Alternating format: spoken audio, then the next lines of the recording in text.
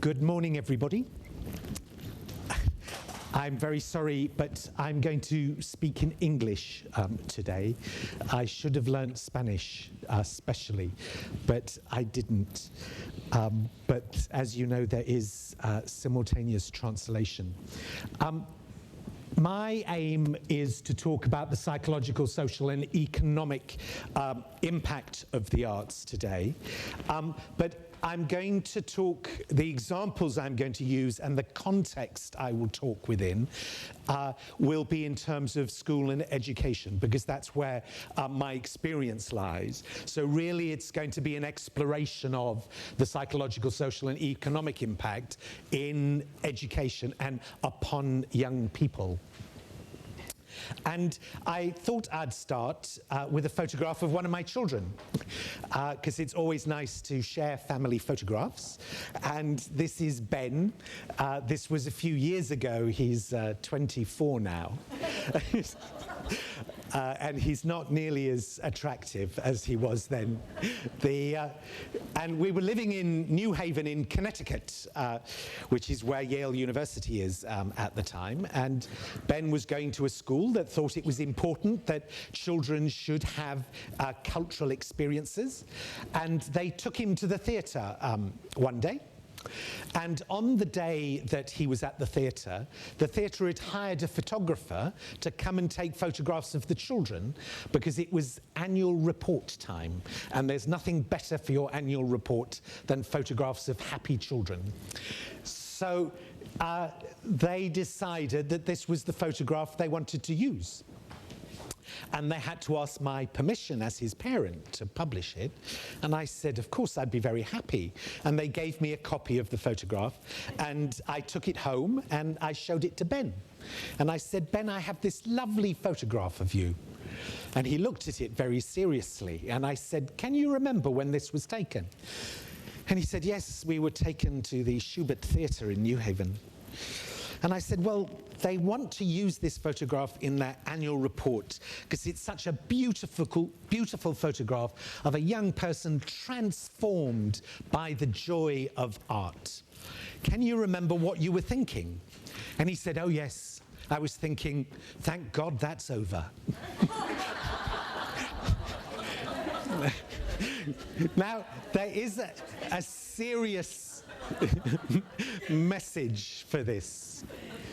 And that is, there isn't any evidence that just occasional contact with the arts has a long-term benefit on young people. If you really want the value of the arts to be embedded in young people, then you have to put the arts at the heart of their education and their growing up process. And our work over the years has always been about that. It's not good enough to do something on a wet Friday afternoon and go, I've ticked the art box. It has to be in their lives every day. And therefore the question for us has always been, how do you place the arts right at the heart of learning, so that you're not just doing it when you're doing art, but it is the way that you come to understand the world, even when you're doing maths or science or literacy and so forth. Now, there are different ways in which this works, and the direct experience of making art, in my view, has a very powerful effect on its own. This is a project that we were doing in a primary school in England a few years ago, and an artist and teacher were working with a class of 5- and 6-year-olds, and they were working on self-portraits. So the artist said, I'd like everybody to draw a picture of themselves. And after a few minutes, he had a look, and this is one of the pictures, and it's drawn by a boy called Riley. And as you can see, Riley is particularly happy with his teeth at this point in his development. So they all stop, and they have a long conversation, and they look at faces very carefully. They measure them, they look at them from different angles and so forth. And after about an hour, they have another go. And an hour later, this is what Riley has drawn. And you can see that the face is beginning to develop. The artist goes away and he comes back the following week, and this time he has a table mirror for each one of the children, and he puts the table mirror on the table in front of them, and he says, now you're really going to draw your cells, but look in the mirror and see what you can see there. And after a couple of hours and many attempts, this is what Riley has drawn. Now, my background is in the culture sector. I came to education quite late in the process. But when I was working in the culture sector, artists would often say to me, are you an artist? And I would say, I'm not an artist, I can't draw. And artists always say to me, actually, everyone can draw, most people can't see. And this is a brilliant example of what we're talking about. We assume that because we have eyes, we all know how to see. But learning to see properly is really hard.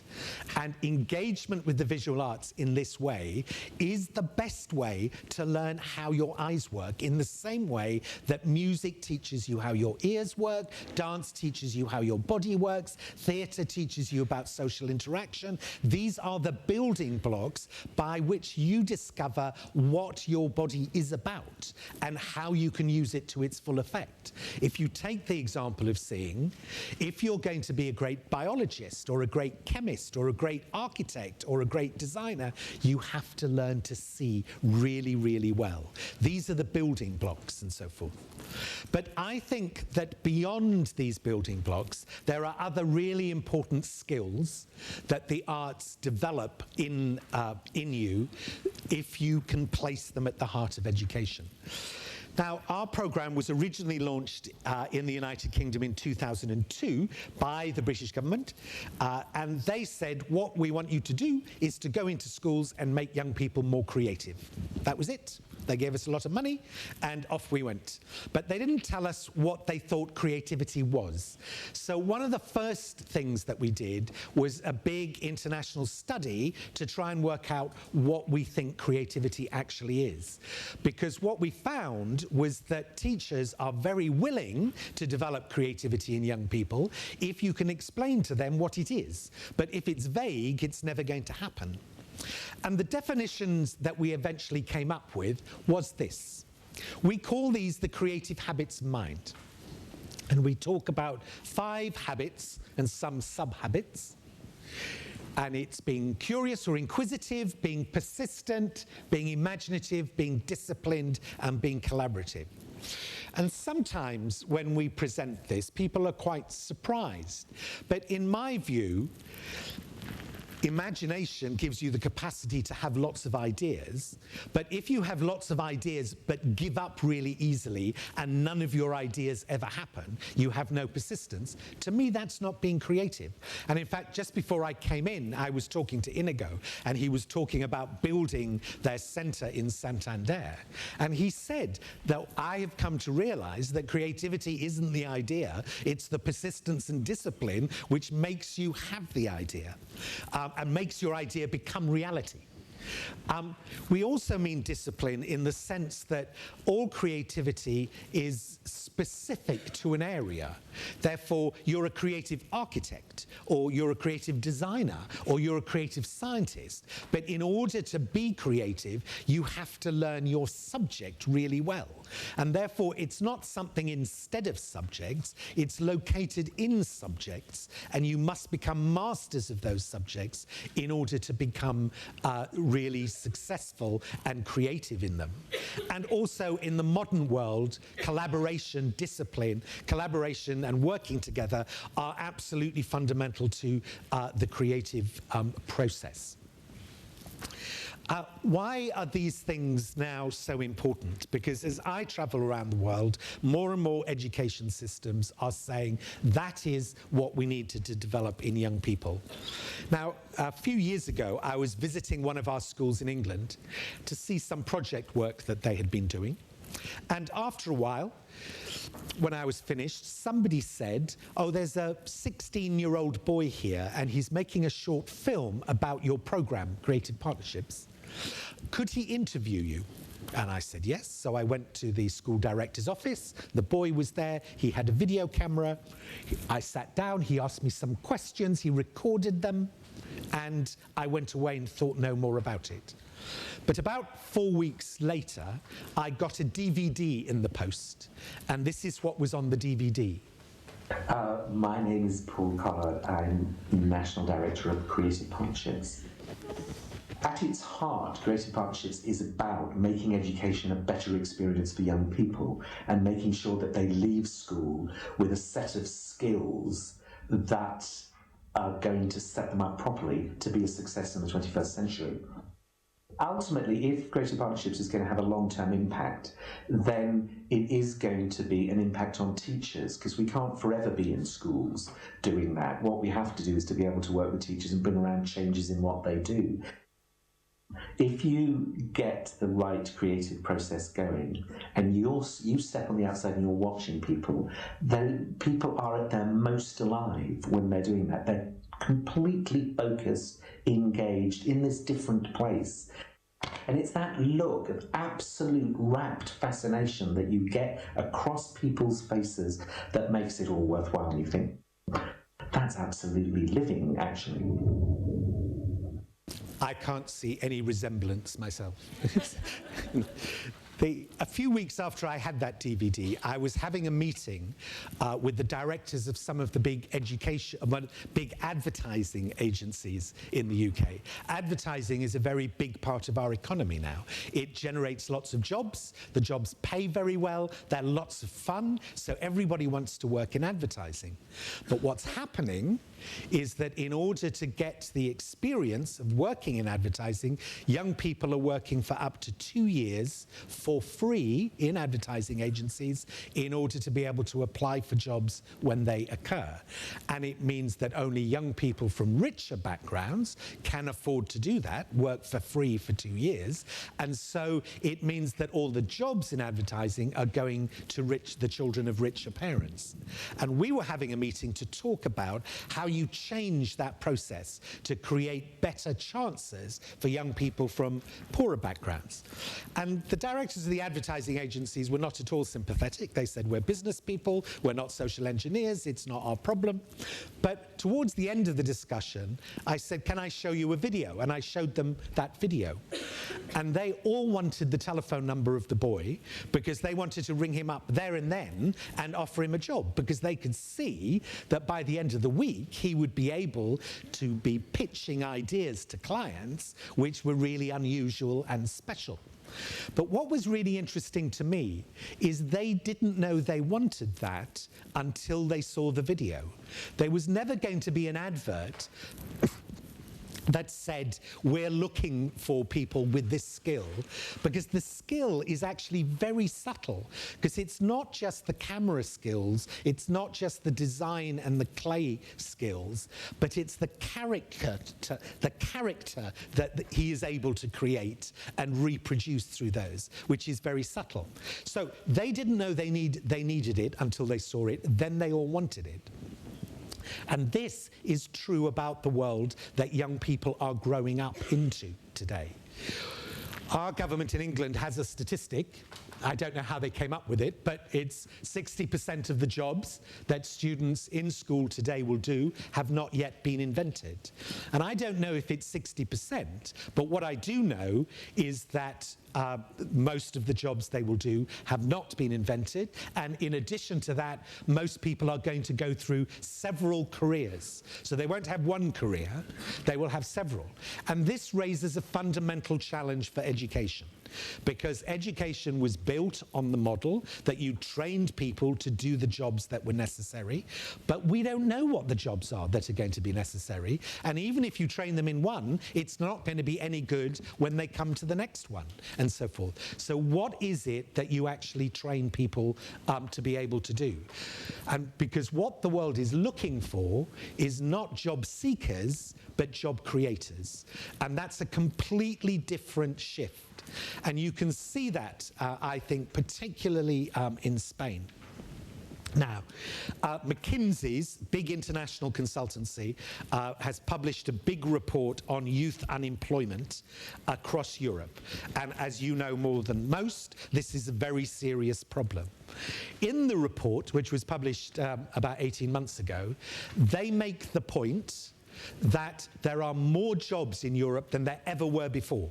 This is different from previous recessions. There are lots of jobs, but there are problems because the jobs are already taken, and also there are lots of changes in the job market. So, for instance, there are a lot more women in the job market. There are a lot more women coming back sooner after having children. People are retiring much later. So the jobs are going to the people who have the jobs, and that is not creating opportunities. But in the same report, the businesses, a third of businesses in Europe said their businesses were suffering serious damage because they couldn't find the skills they were looking for. And a quarter of businesses across Europe said they had vacancies. They had empty jobs they could not fill. So you have all these unemployed young people and you have all these empty jobs. What is going wrong? And what happens when you ask the employers what are the skills that they can't find, that what they come up with is this. Now, this is quite hard to read because it's taken from the report, but the primary, secondary and tertiary columns refer to different sectors of the economy: agriculture and mining, manufacturing, services. And what you have there are the skills that they thought they had difficulty finding. So language proficiency, maths. Some of them have difficulty finding that, but most of them have no difficulty finding that, and yet politicians keep going, we've got to get back to basics, we've got to do maths and literacy. Nobody in employment is saying that's a problem, but what they say is a problem is down here: creativity, teamwork, spoken communication, work ethic, problem solving, so forth. That's what you can't find. And when you look at our definition of creativity, that's exactly what they're talking about. Work ethic is discipline and persistence. Teamwork is collaboration. Imagination is problem solving, and so forth. These are the skills that employers say are missing. So you have a situation in which everybody in the world of employment says this is what we need, but education continues to supply something different. And the conclusion of the McKinsey report here is they asked education providers, young people and employers whether they agreed education prepares young people for work. 75% of educationalists think it does. Only 35% of young people think it does, and only just over 30% of employers think it does. And McKinsey talks about education and employment living in parallel universes in which they simply do not connect as to what is necessary. So, those are the set of skills that we need to develop. The question then goes, are the arts any good at developing those set of skills? Now, we've done a huge amount of research into the projects that we do.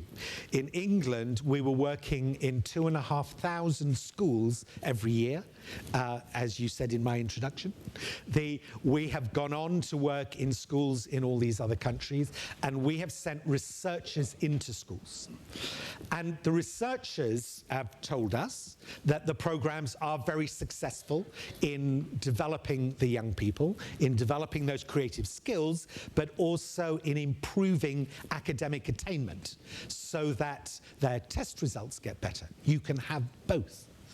And when we say, why does it happen?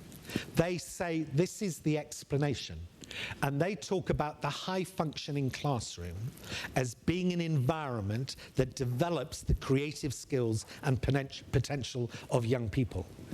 Now, here, on the left, you have the low-functioning classroom, which is a more traditional style of education. And on the right, you have the high-functioning classroom.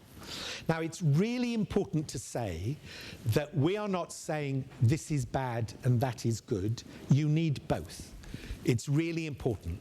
Sometimes, with your children in class, you just need them to sit down and listen to what you're going to say. So today, I'm doing a very low-functioning presentation.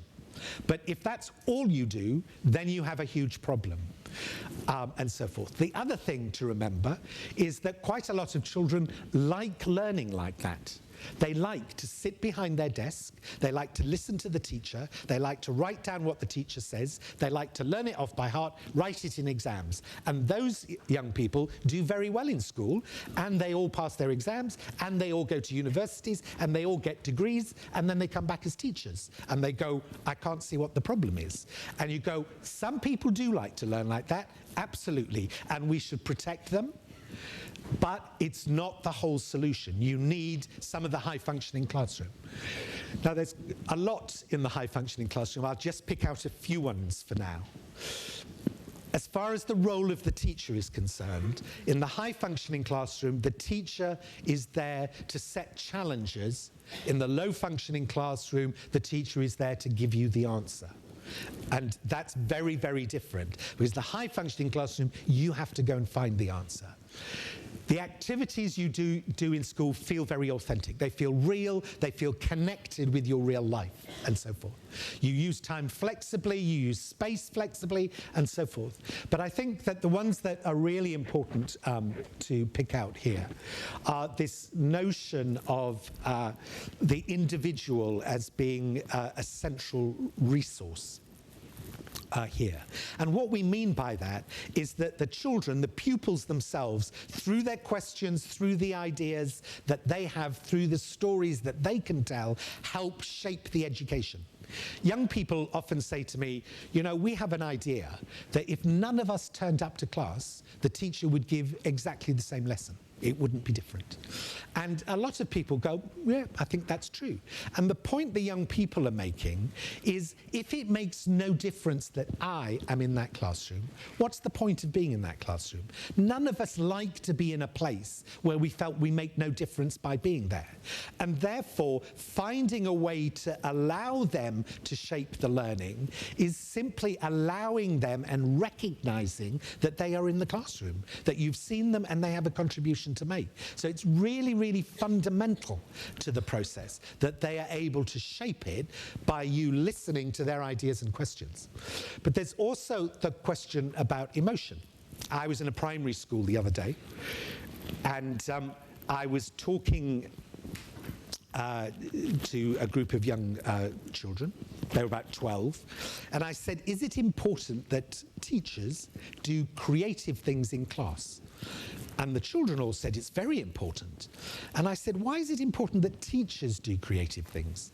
And the children said, one of the children said, well, when my teacher is teaching her normal stuff, she has her grumpy face on. And then if I don't understand, I don't like to ask a question because I think she'll get cross. But when she's doing her creative things, she's got her happy face on. And then if I don't understand, I'm happy to ask. Now, all of us have times when we don't understand and we need to ask. But what that boy was saying is, I change the way I learn according to the emotion of my teacher. And that's absolutely true, even though we think it's not. It is. We say to teachers often, you know, if you're in a really bad mood, you should go into class and go, today I'm in a really bad mood. And teachers go, I can't do that. And I go, why not? And they said, well, I'd scare the children. And I go, no, you don't get it. The children already know you're in a really bad mood. What they don't know is why. And they're all going, is it us? Have we done something wrong? Are you going to get cross with us? Will we be disciplined? And so forth. And therefore, having emotion as an open part of what goes on in class and acknowledgement is really, really important, because children are emotionally literate. I think we teach them how not to be a lot of the time, but they are, and it matters, and you should be really open about it. The theory which lies behind this high-functioning classroom is, what is being argued here is that if children are physically, socially, emotionally, and intellectually engaged, active, in the class, then they are most present, they are most alive. 100% of the child has turned up. And if you have 100% of the child in the classroom, they feel good and confident, and of course you get good academic progress. The problem so many teachers are facing is that only 25% of the child has turned up. And so if you only got 25% of the child in the classroom, then not a lot of learning is going to take place. So this is how you get the children to the point at which they are really, really engaged in what you're talking about. So I'll give you some examples about how this works in practice, because you remember what I said at the beginning is how do you place this at the heart of education, not just as an added extra. So this is a high-functioning classroom in Lithuania, where we've had a big program for a while. And what happens in our programs is that schools apply to be in the program, but they have to identify a problem in the school they want us to work on. So it's usually an academic problem or a behavioral problem and so forth. And in this class, the children were learning their letters, but they were not learning their letters well. And they said, this is what we want you to work on. We put artists into schools to work with the teachers to analyze the problem and come up with solutions.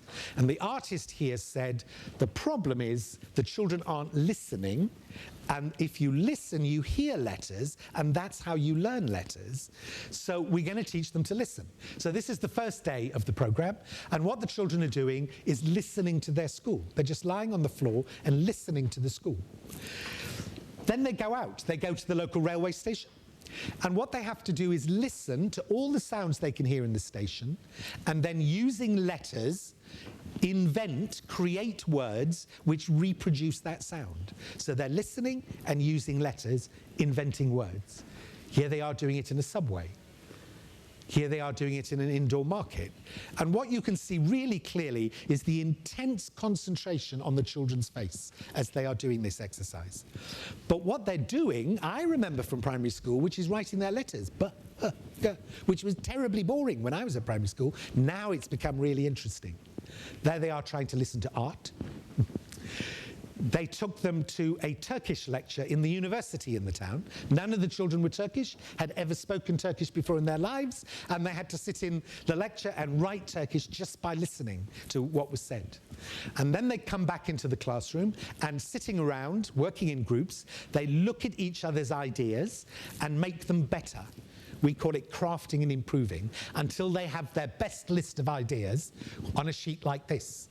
And what you have here is the word at the top is the Lithuanian word for station, stotis, and the first word underneath that is čektikas. And that's the word the children have invented for the sound of a train coming into the station. Čektikas, čektikas, čektikas, čektikas. So these are all invented words, but using letters. And so the project went on. The children were then given some paintings to select, and they had to create a soundtrack for the painting, which captured the mood of the painting, but only making sounds that they could make with their mouths.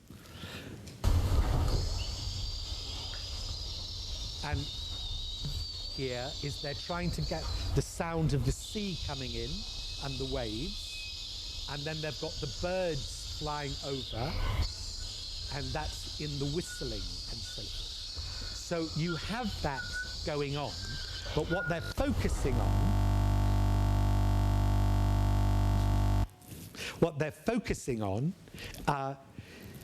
is how to make sounds with their mouths and so forth. But it's been turned into an activity which they're finding extremely interesting. And as you can see, that project was absolutely high functioning.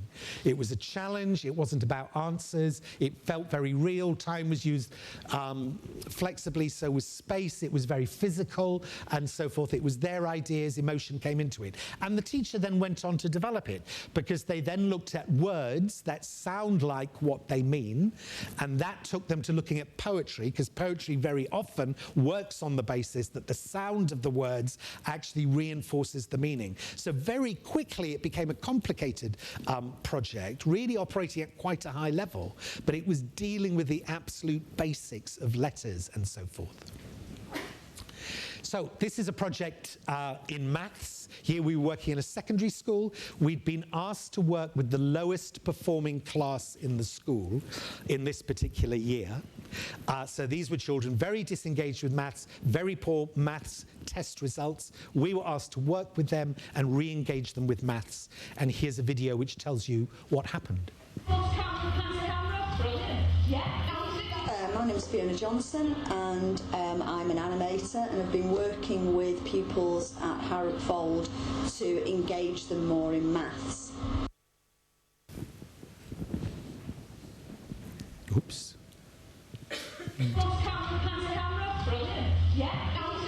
My name's Fiona Johnson, and I'm an animator, and I've been working with pupils at Harrop Fold to engage them more in maths.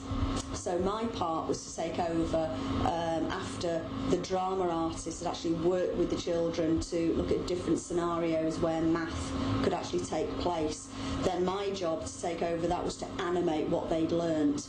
So we sort of created some dramas, and the animation part came in was to have some animation mixed in with the live action. So we took their graphs and their objects that they were animating. So for an example, one group were the Russian mafia, and their math problem was to drink as many shots of vodka as they could within a certain period of time. So they could measure the distance and speed of the vodka shot going from the table to the mouth and how many they could consume in that time.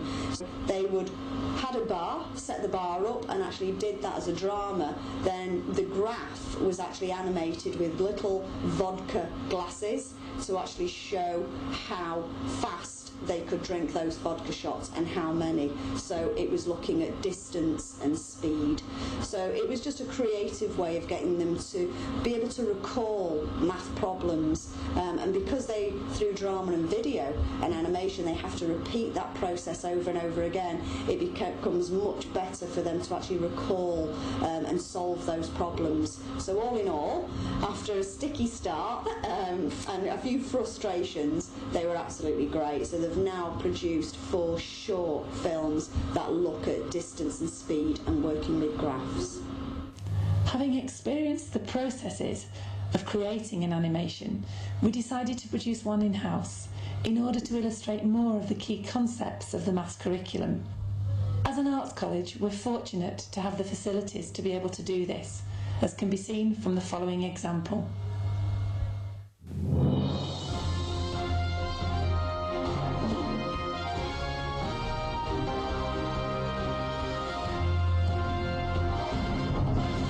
Welcome to Maths News. Today's story is very exciting. There is a crisis in the farming industry. Due to the lack of space in the countryside, farmers are having to relocate hen coops. We now hand over to our exceptional reporter Alex, who is on the roof. Thank you, Jasmine. We have been speaking to local eggs to find out exactly what has been happening.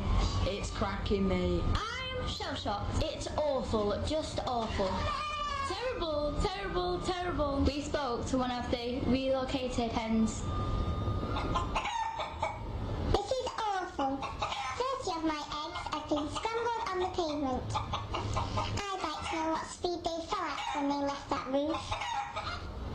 I spoke to an expert who had been working on the equation. I used the equation distance divided by time equals speed. These were my findings.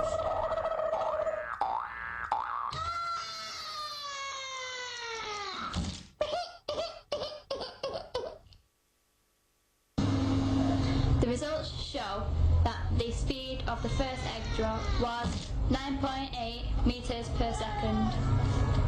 The second egg drop was 9.7 meters per second, and the third egg drop was 9.9 meters per second, giving an average of 9.8. In conclusion, the results show that the eggs should stay in the country. This is Alex reporting for Maths News. I should say the vodka was not real.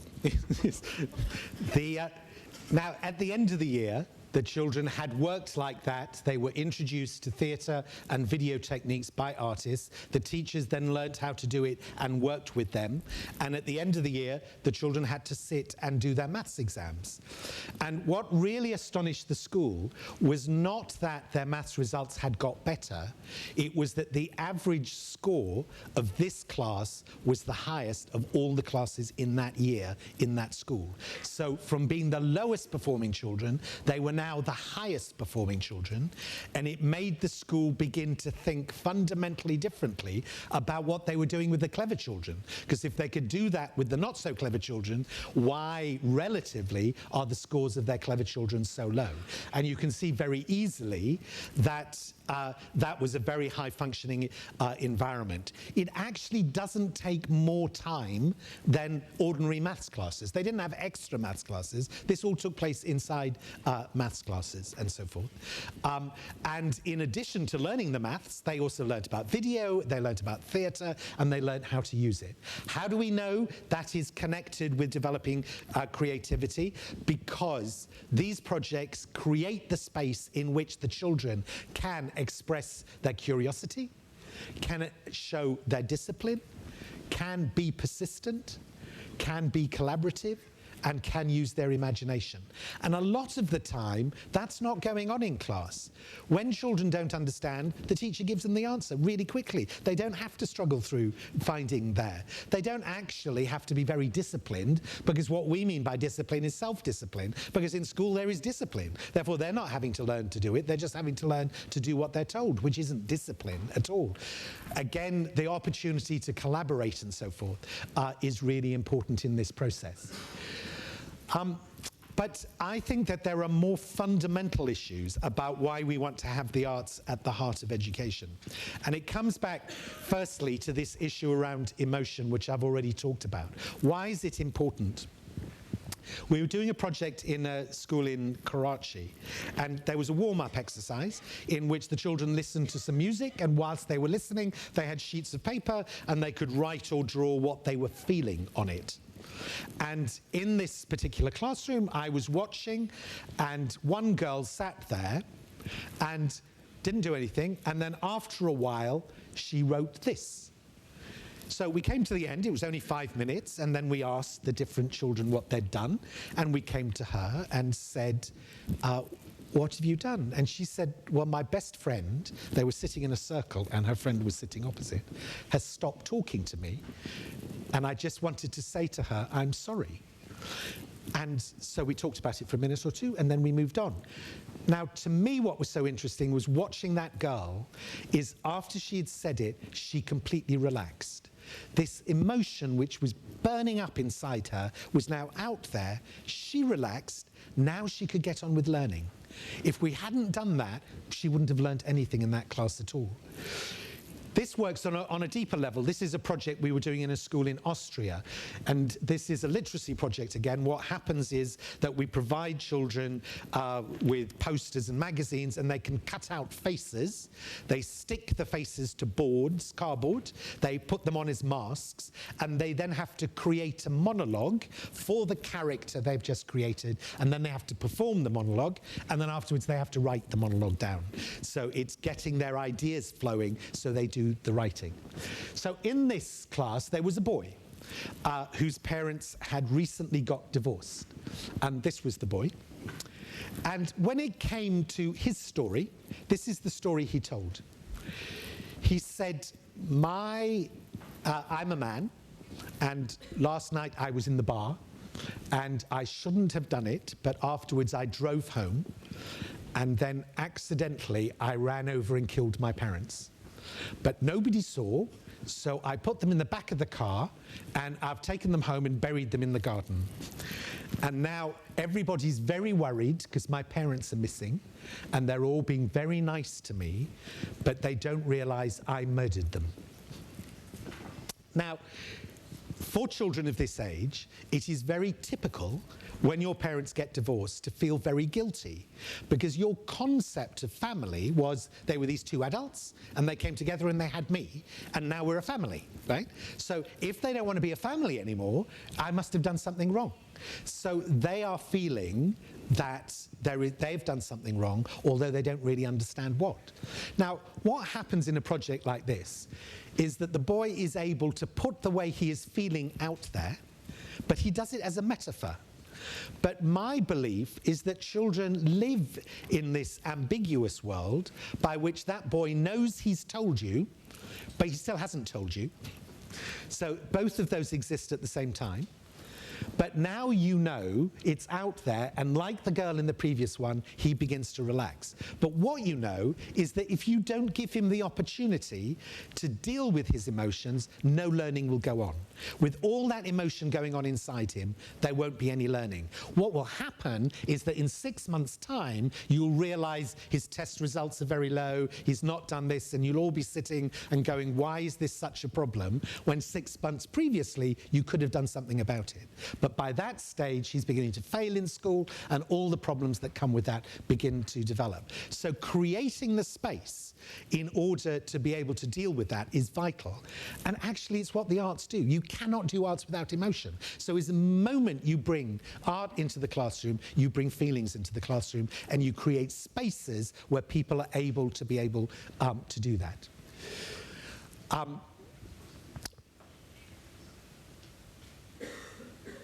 Then there is the question of building communities and the role that this plays. This is a project that we were doing in a very, very violent neighborhood in Karachi in Pakistan. And here we were working with a primary school run by a small NGO with very, very poor children. And what this school does is take children from the age of 3 and educate them till they're about 10, and then find scholarships for them to go to private middle schools and secondary schools. But the head teacher said to us, the problem we have is their sense of identity is so fragile that when they move to the middle class school, they can't cope. And they can't cope because they don't believe, in essence, that they have a right to be there.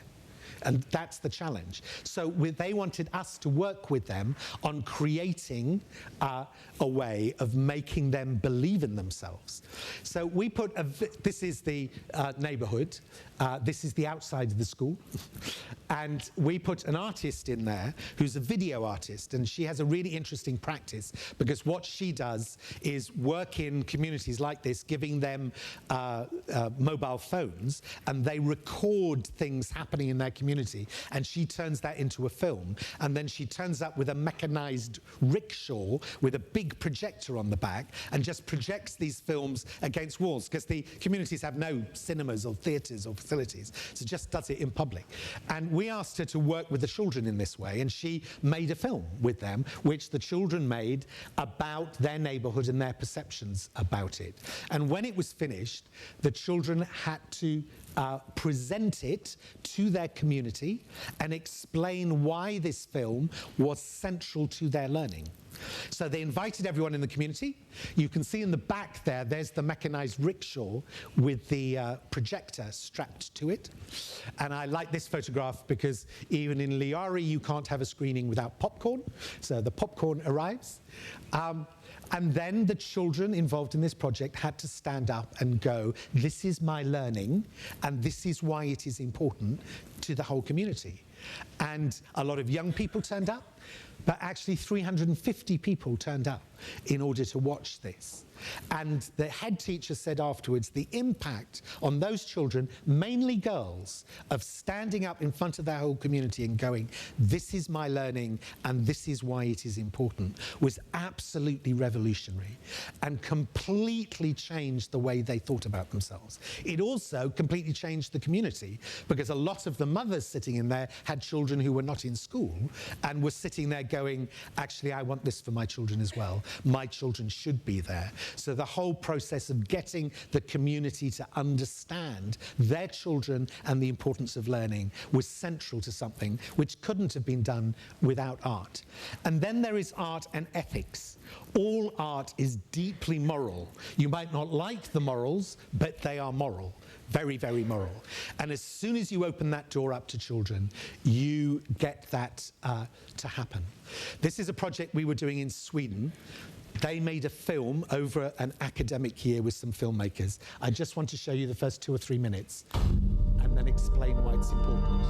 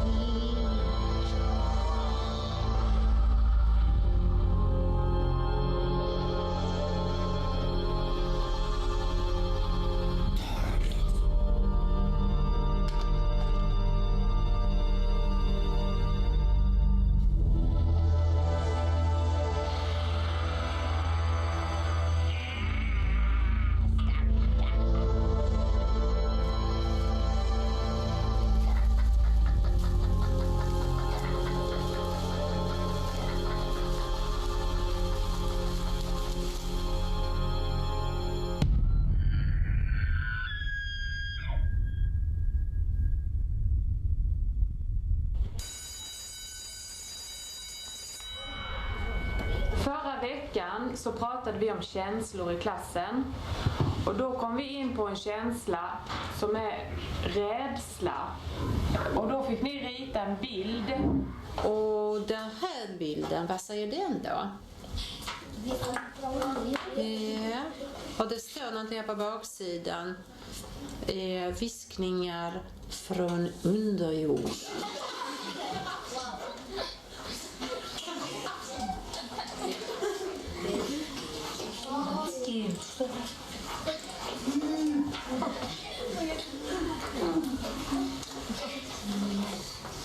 En kniv, blodig kniv.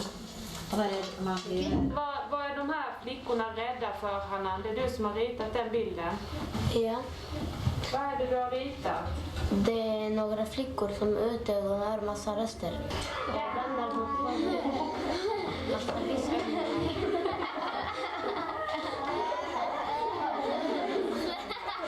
Klockan är jättemycket så vi får gå ut på rast nu allihop.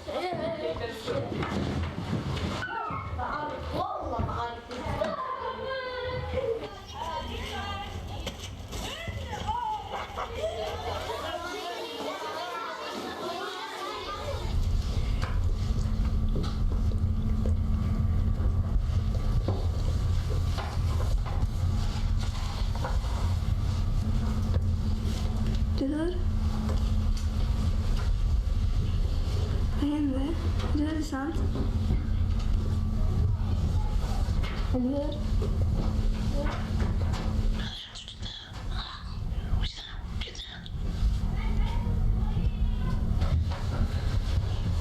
Ska jag säga?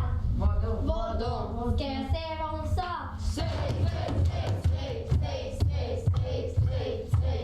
Hon har snackat skit om en tjej. Är det mig? Ja. Har du snackat skit om mig?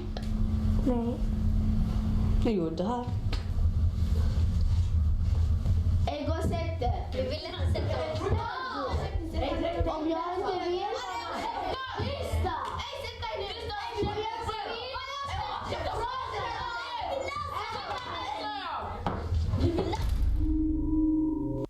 Now, there are a number of things which are important about that video.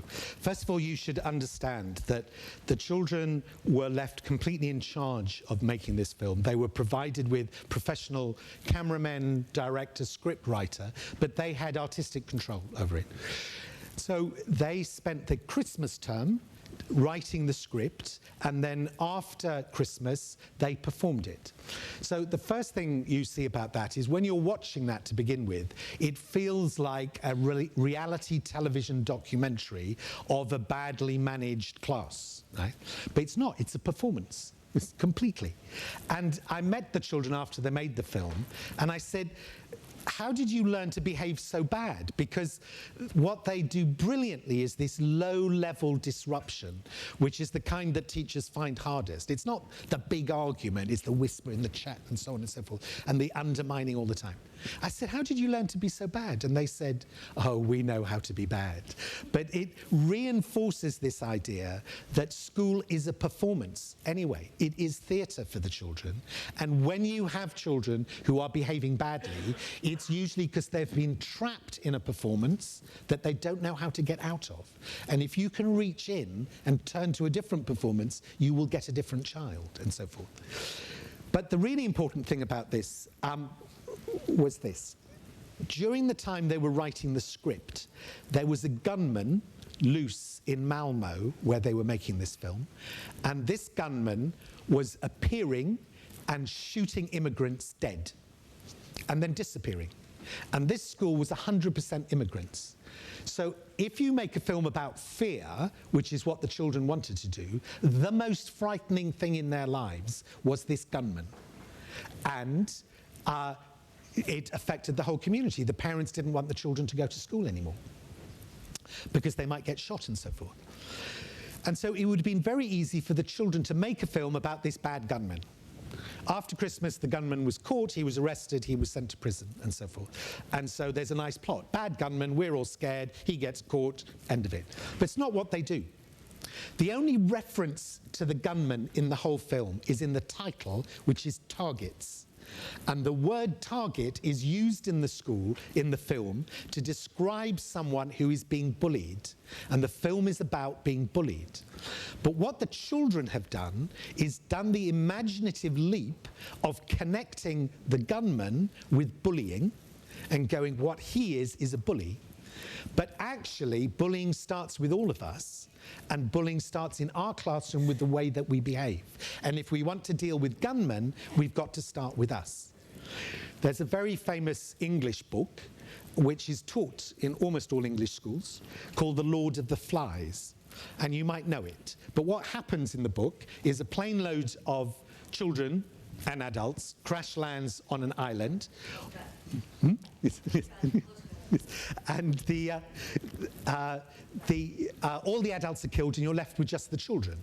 And the plot is that the children, when left without adults, become what you would expect, which is murderers and cannibals. And certainly in the English education system, that is the assumption. Education is designed to save children from themselves. And I think that is fundamentally flawed, because what these children showed is that when you give them the space to explore the moral and ethical issues in their lives, they always come back to the very ideas and values that you would like them to have. But what you need to do is to create a space within which they are able to make those explorations for themselves, not to run classes which tell them what morals and values are, because that never washes into them, but it's that process of being able to explore them for themselves. And the space is always the arts. And that is the place in which they properly learn to be the wonderful people that they have the capacity to become. And I think the educational paradigm that we're looking at, which puts the arts at the heart of education, is not only dealing with getting them to perform in their exam results better. We like that. Getting them to develop the skills that employment in the future will require. We like that too. But becoming the people we would like them to be and learning to be the 21st century citizens that we really believe in. And without putting the arts at the heart of education, you're never going to be able to achieve that. Thank you very much indeed.